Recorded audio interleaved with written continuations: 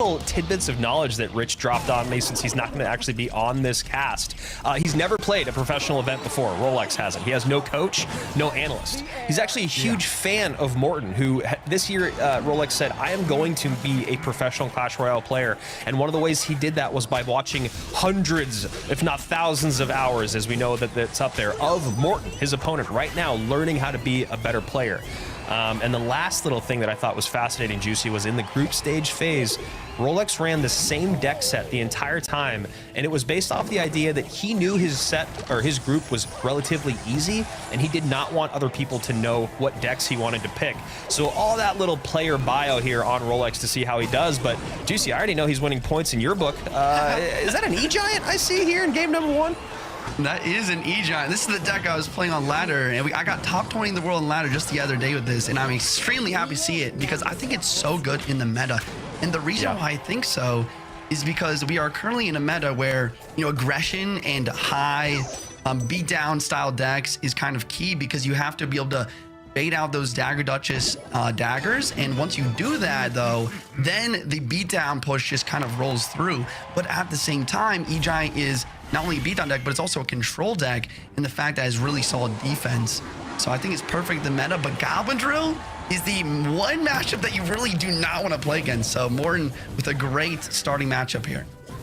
Yeah, I mean, you got the double buildings. The Tesla Evo is going to be tough. The Dagger Duchess is going to be really, really helpful here. But like you said, once she's out of those daggers, it can be really difficult to take care of these E-Giants. And here we go. Here's the first example of that here for Morten. A late Tesla, luckily will stun, but does not retarget.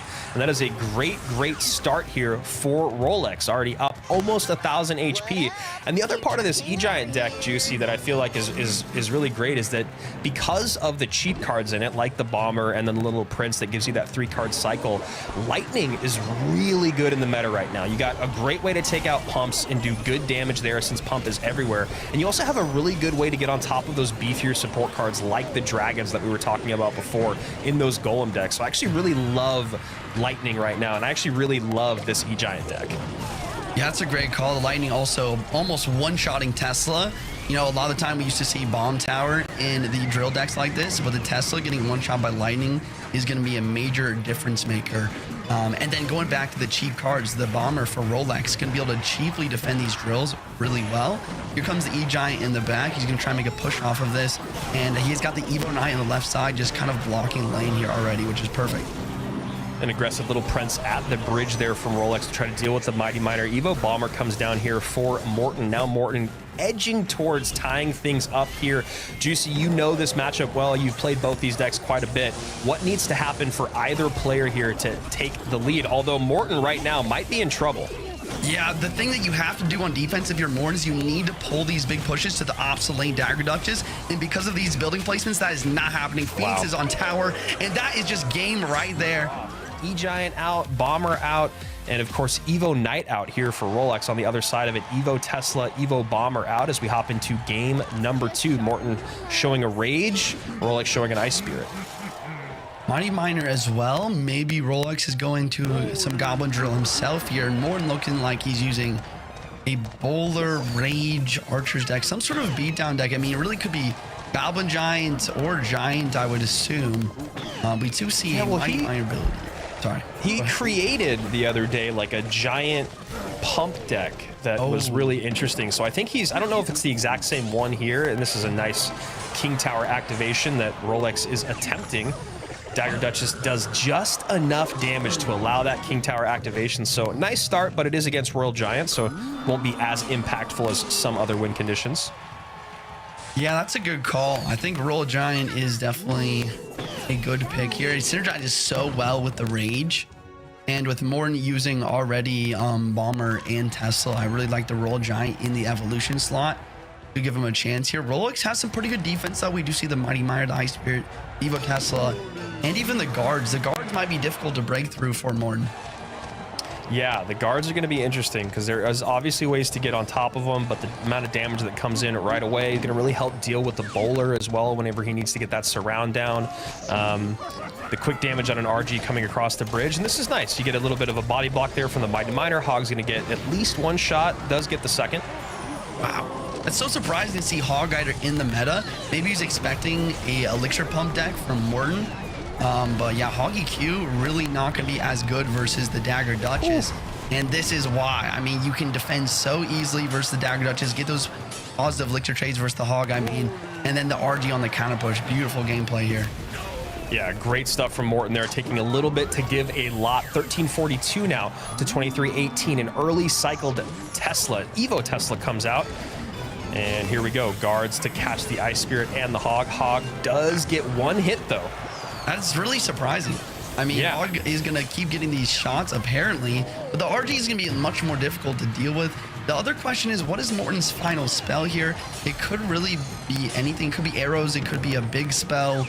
But if it is something like lightning, it's going to be almost impossible to defend.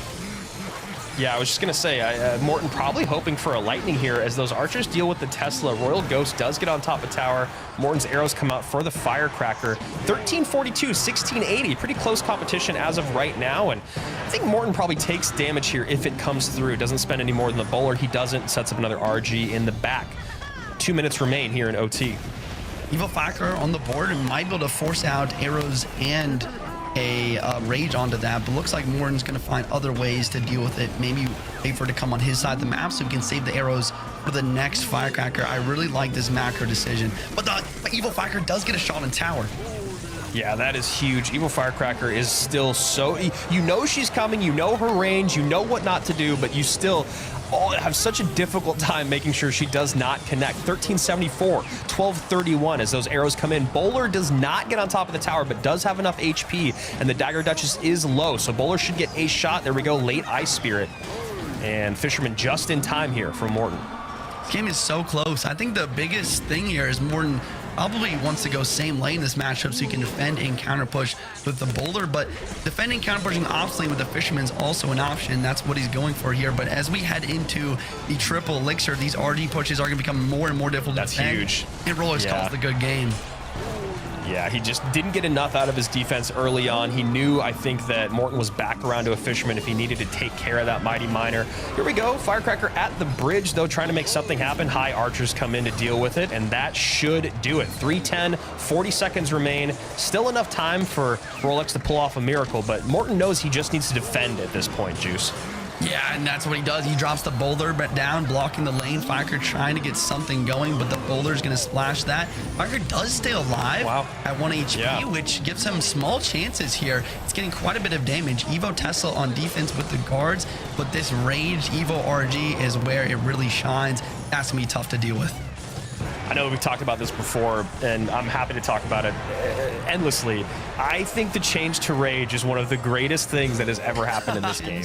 I think that he's in a much better state. He calls the good luck for game 3. Whoever wins this is continuing on the winner's bracket. Whoever loses is heading down to the lower bracket here. And whoever does lose this match will be awaiting the loser of our final first round matchup.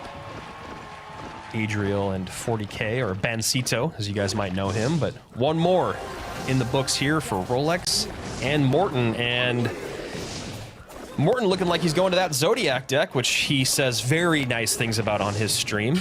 And the other side of it, Rolex, this is one of the things I love about the meta. There's so many viable win conditions, and Lava is definitely one of them right now.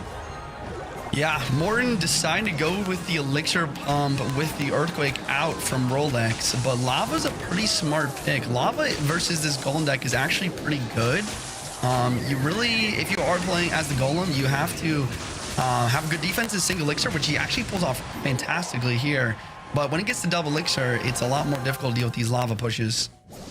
Yeah, really clean defense there from Morten. I like what he's doing right now, just kind of forcing Elixir out of Rolex. Because he has the pump down, he knows he's going to be at the advantage by the time they both get to 10 here, or at least being able to be hyper aggressive and get to 10 at the exact same time. So we'll see what Rolex does. I don't know if he's going to Lava up again right now. I think he needs to worry a little bit more about getting on offense. And instead goes Barbs in the back and doesn't really have a good way to deal with that pump right now, Juice. I mean, I think Morten has just won off of this. He used the 3-card cycle off of the Little Prince to get its 2 pumps down immediately. I mean, it looks like he's playing a cycle deck right now, but he's using Golem Beatdown. Rolex is going to try and respond with a balloon ops lane, but this push from Morten on the left side is going to be so difficult to deal with because he's up so much elixir, and double elixir is only coming through right now. And I was just going to say, you know, I like that Morten is taking the damage here. The Little Prince in Morten's book probably should have gotten a shot on that balloon, but it doesn't. Ends up taking a little bit more damage than he probably would have liked. But this dual lane pressure with the Evo Barbs is so tough. You see how much elixir is out on the left-hand side, and now you see an E-Drag and an Evo Barb with just a sliver of health pulling out more responses on that right-hand side. So while we do look pretty close here, Morten should be able to get back down to another pump, does get another golem down, and now is able to sacrifice some tower HP on the left-hand side here to maximize either push. This is a lot closer than I thought it'd be. I mean, the fact that Rolex was able to survive that single elixir with those 2 pumps down was really impressive. And now he's in a situation where after this defense, he's kind of going to be evened up in elixir. So Evo Zap comes down, no barbs to deal with this push on the left-hand side. E-Drag does not get on top of tower as a golem comes down right now. We'll see if we see an aggressive balloon push. Barbs plus loon, maybe? There it is. You were right, Barbs plus Loon. Morten not having a Fireball or any sort of big spell to deal with this. He goes for a Tornado to pull back instead, and Little Prince as well. Dagger Duchess is out of daggers. Zap from Rolex to try and get the balloon hit, but the defense is successful. And here comes the Evo Barbs at the bridge on left-hand side to try and counter push with the healer on the right. I really like these dual lane pressures, preventing Fireball from getting too much value. And that's exactly what you have to do with this deck too. You know, each one of those pushes can do so much. So the idea of putting all things in one lane is usually a huge mistake, even though that's what a lot of golem players have done in the past. Dual lane has been doing well, but Rolex just a strike away. 923, 1009. Getting into triple elixir here, and this is a really interesting thing with 2 decks that are as heavy as they are. Triple is going to be a very interesting conversation. Healer Golem at the bridge. Dagger Duchess already out of daggers here. The Golem is not even below half HP. Barb's going to drop down from both players. Rolex having the Fireball. Zap down, and it actually just kind of cleans up the push. Yeah. But is this Little Prince going to be able to deal with this counter push though? NATO pulls the balloon closer to get all the damage in, actually ends up paying off well there for Morten, avoids damage, avoids death damage, doesn't really have a good counter push at the moment, just goes naked battle healer at the bridge, Evo Barbs behind. This is an interesting play. I feel like the opposing Evo Barbs are going to deal with this fairly well. And now here comes the Lava on the bridge. Evo Zap on defense, though, is solid. There's only 26 seconds left on the clock. And Rolex is the one with the big spell. Lava Hound is chipping away. Morten needs damage to the left-hand side here. And that lava is going to take the tower unless Morten defends. An early NATO, actually too early, now has to spend the zap. And Rolex pulls off the third, I say, upset of the day.